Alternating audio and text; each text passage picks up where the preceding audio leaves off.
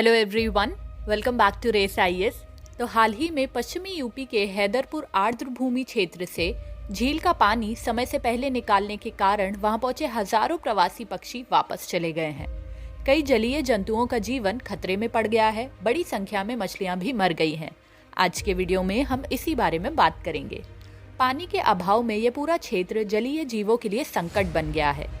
केंद्रीय पर्यावरण मंत्रालय ने इस मामले में हस्तक्षेप कर राज्य सरकार को जल निकासी रोकने का निर्देश दिया है। पर्यावरण मंत्रालय ने प्रवासी पक्षियों के संरक्षण हेतु राज्य सरकार को जल प्रबंध करने का निर्देश भी दिया है।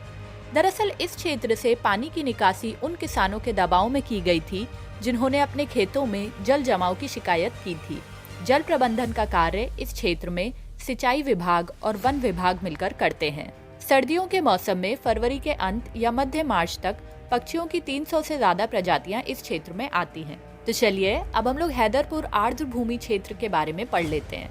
मुजफ्फरनगर और बिजनौर जिलों की सीमा पर स्थित हैदरपुर आर्द्र भूमि क्षेत्र में सर्दियों के मौसम में हजारों विदेशी पक्षी कलरव करते हुए नजर आते हैं। इस क्षेत्र को पिछले साल ही रामसर स्थल के रूप में मान्यता मिली थी। गंगा और सोनाली नदी के बीच करीब 7000 हेक्टेयर में फैला ये क्षेत्र जैव विविधता का महत्वपूर्ण केंद्र है। ये हस्तिनापुर वन्य जीव अभयारण्य का एक हिस्सा होने के कारण पहले से ही संरक्षित श्रेणी में आता है। ये अंतर्राष्ट्रीय महत्व का एक रामसर स्थल है। बिजनौर गंगा बैराज के करीब 7000 हेक्टेयर क्षेत्र में स्थित हैदरपुर वेटलैंड एक मानव निर्मित झील है। साल 1984 में मध्य गंगा बैराज के निर्माण के दौरान ये झील बनाई गई थी ताकि बाढ़ आने पर ज्यादा पानी इस झील में चला जाए। आर्द्र भूमि क्षेत्र की अगर हम बात करें तो रामसर स्थल की परिभाषा के अनुसार आर्द्र भूमि क्षेत्र ऐसा स्थान है जहां वर्ष में कम से कम 8 महीने पानी भरा रहता हो और जहां 200 से ज्यादा प्रजातियों के पक्षी मौजूद रहते हों। ईरान के शहर रामसर में 2 फरवरी 1971 को एक सम्मेलन हुआ था जिसमें शामिल देशों के बीच आर्द्र भूमि क्षेत्र के संरक्षण से संबंधित एक समझौता हुआ था। यह समझौता 21 दिसंबर 1975 से प्रभाव में आ गया। अगस्त 2022 तक भारत में 13,26,677 हेक्टेयर क्षेत्र को कवर करते हुए कुल 75 रामसर स्थल थे। 1971 में ईरान के रामसर में रामसर संधि पत्र पर हस्ताक्षर के अनुबंध करने वाले पक्षों में से भारत भी एक है। भारत ने 1 फरवरी 1982 को इस पर हस्ताक्षर किए थे। भारत में तमिलनाडु में रामसर स्थलों की संख्या सर्वाधिक 14 है। इसके पश्चात उत्तर प्रदेश में रामसर के 10 स्थल हैं।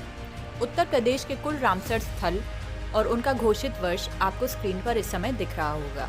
आगे की राह के बारे में अगर हम बात करें तो किसानों के हित एवं प्रवासी पक्षियों के पलायन को रोकने के लिए इस क्षेत्र से धीरे धीरे पानी की निकासी की जानी चाहिए। पर्यावरणविदों का कहना है कि वन्य जीव अधिनियम और आर्द्र भूमि क्षेत्र अधिनियम के तहत आर्द्र भूमि से पानी निकालने पर रोक लगाई जानी चाहिए।